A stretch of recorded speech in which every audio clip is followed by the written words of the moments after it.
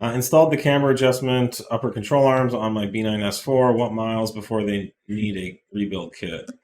It depends. I fear like in a warmer climate with no water or rain, um, I think they could probably last years. Yeah, I don't know that I ever Many, many rebuilt the years. stuff on my Yeah.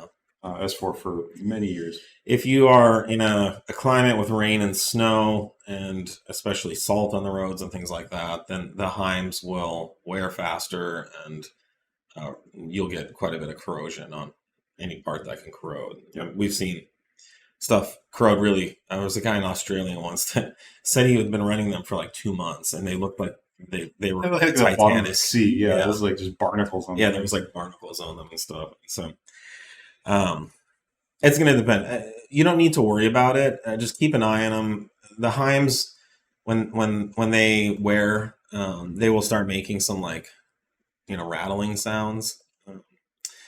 Or when you inspect them, you can see a little play. It's still safe, but at that point you wanna change the Heims. The bushings will eventually tear out. After so much use. Um, it is a rubber bushing, and it's being twisted this way in a very destructive way. So The inner bushing, you mean? the inner rubber bushing. So yeah, but I wouldn't worry about it. When you need to rebuild them, we'll be here, and we have a myriad of rebuild kits for you, from kind of a minimum basic Heims replacement all the way up to like pretty much the entire new arm without the billet pieces.